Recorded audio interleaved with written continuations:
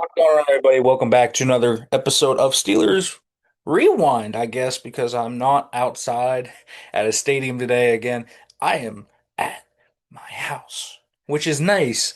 Just take a little bit of a debrief, but I got to watch this from my couch today. I'll be able to get this out to you guys a little bit earlier as a result. So let's talk a little bit about what I saw today from the preseason game. Obviously, the big elephant in the room, Derrick Harmon goes down with a knee injury. He did come back onto the football field, was chilling on the bench with TJ Watt and Cam Hayward, cracking jokes. If you know the layout of Bank of America Stadium, the Steelers' sideline is on the opposite side from where they would come out of the tunnel. So he walked all the way around the stadium. That's a good sign at the very least. Mike Tomlin said, in quote, it is a knee sprain of some description. So we'll see what that can mean. That means it's a ligament injury. But what is it? Is it PCL, ACL, LCL, MCL? Who knows? So we will see kind of how severe this is, how much time he will miss. 2 weeks until the start of the regular season. Could he miss week one against the Jets? That'll be the big question. Or can he battle it out? The Steelers will see kind of how all that comes about. If you watch the play it happened on, he bull rushes the guard and he kind of just gets twisted and then tumbles to the ground. So you hope that it is not a serious injury. It seems like the signs right now are pointing to this not being serious, but we will see. Um, and in his absence, we saw Yahya Black go off. And this guy has done everything to exceed any bit of my expectations I had for him this summer.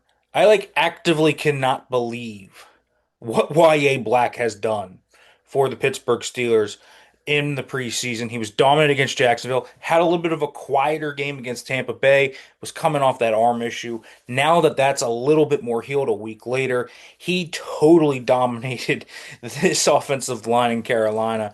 You want to talk about two great bull rushes in a row? He had some great run defense reps. He's ready to play, and a lot earlier than I thought he would be. So, congrats to him. This guy balled out, and I think is going to continue to be a really big piece for the Steelers this year on their defensive line. So I think he's someone to watch. Their defensive line room is going to be kind of interesting to see how it all works out. I thought Azazio Tomowo really did a nice job of putting a little stamp on his case. If they keep seven, I think he's on the roster. And I think he did a nice job today in the run defense, and he had some pressures as well there from the interior. In terms of edge rushers, Leal and Leota, DeMarvin Leal and Eku Leota had great games. There was not a lot of interior pass rush when Black wasn't out there, so a lot of plays where Leota and Leal got pressure, there was escape hatches for the quarterbacks, so they either had to be in pursuit or they had to try and bring him down, and it was tough in space. So those two guys, I think, at edge played really well.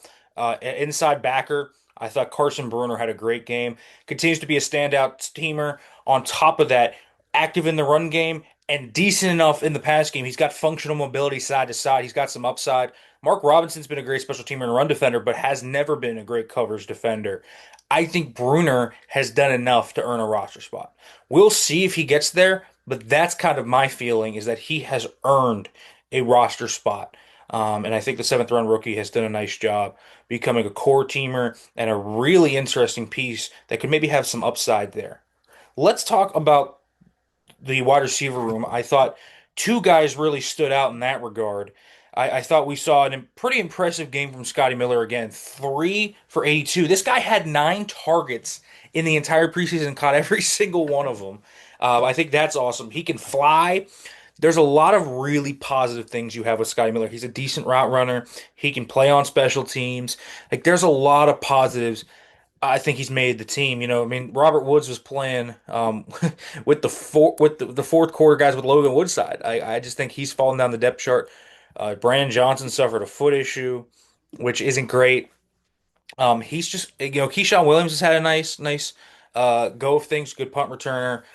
He's had a nice camp as well. He'll be a practice squatter, but man, 13 has earned his spot on the 53 man. And then Roman Wilson didn't have a big catch like he did 2 weeks ago, but today was more about his special teams.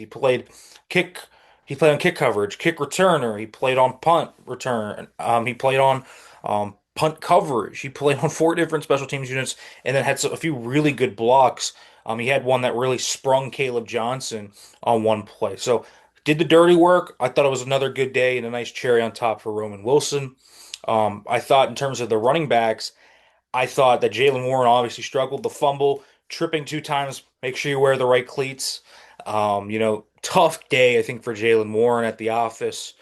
Good day for Kenny Gainwell. I know the big run that he had was called back, but he's an elusive back in space. He can run.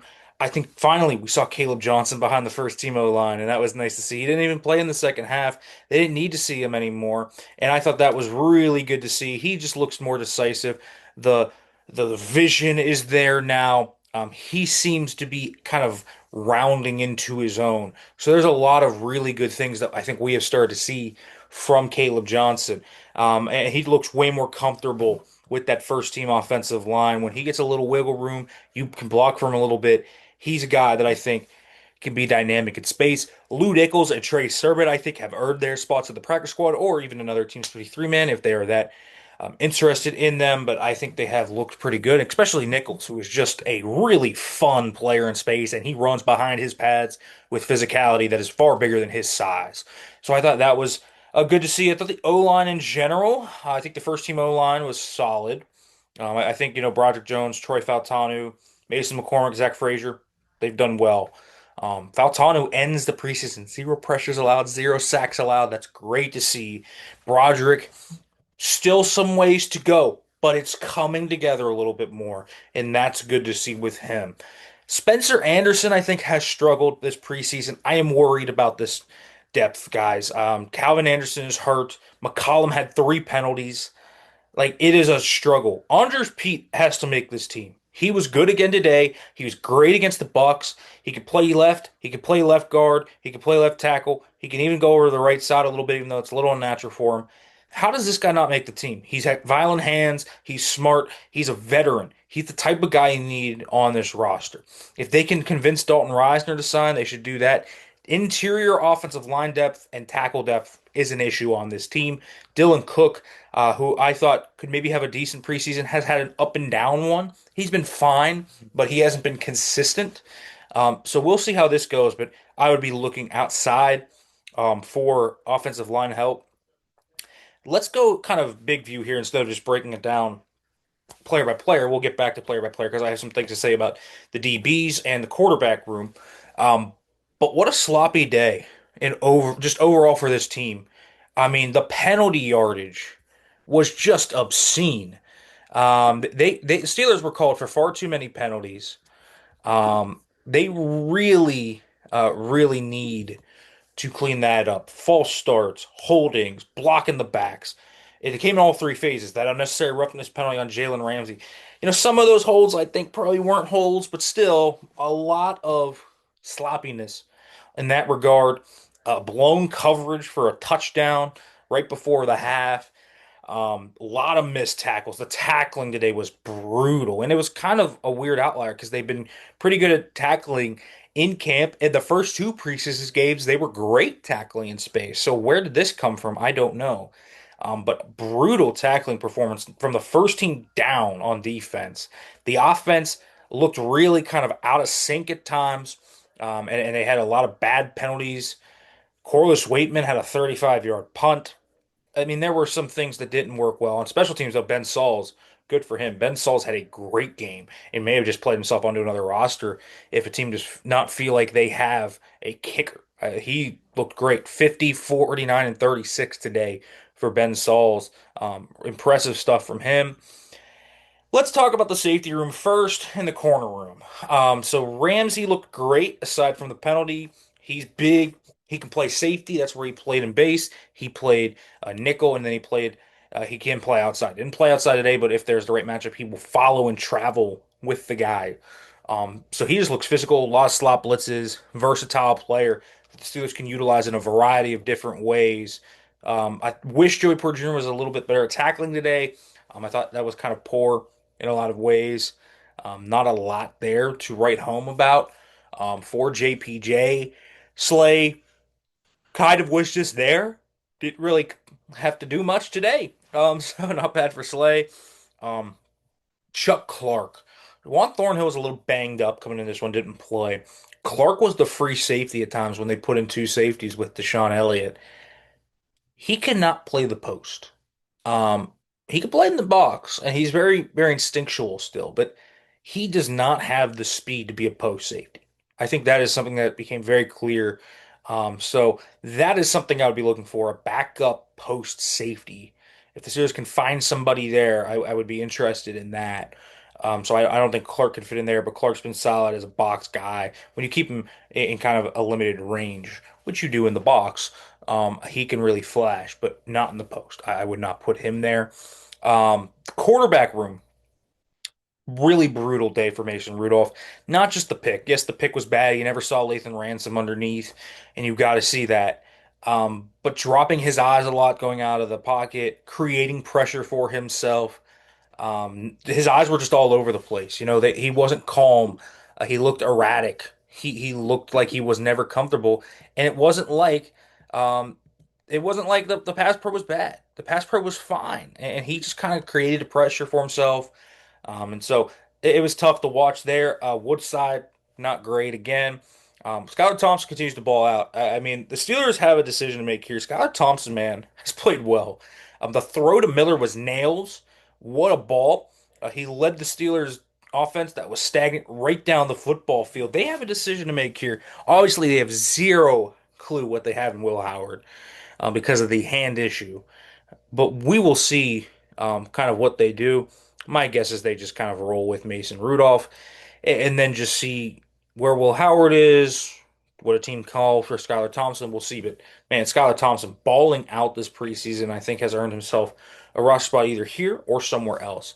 So that's good for him. Overall, tough to watch this team today. It was really sloppy. They have a lot of things to fix, from penalties to discipline after the whistle, to tackling, because their tackling today was brutal. I thought their processing in terms of just being like in the spot was really good. I thought that they actually did a great job diagnosing plays, getting in the right spot, but you have to finish. Same thing with sacks, run stuffs like Trevor Etienne's big run for 26 yards in the first quarter. Benton has him and then just misses him and lets him go out of the hole. Like, you do everything. You stack shed. You just make the tackle. That was something I think that needs to happen. The secondary struggle to tackle in space.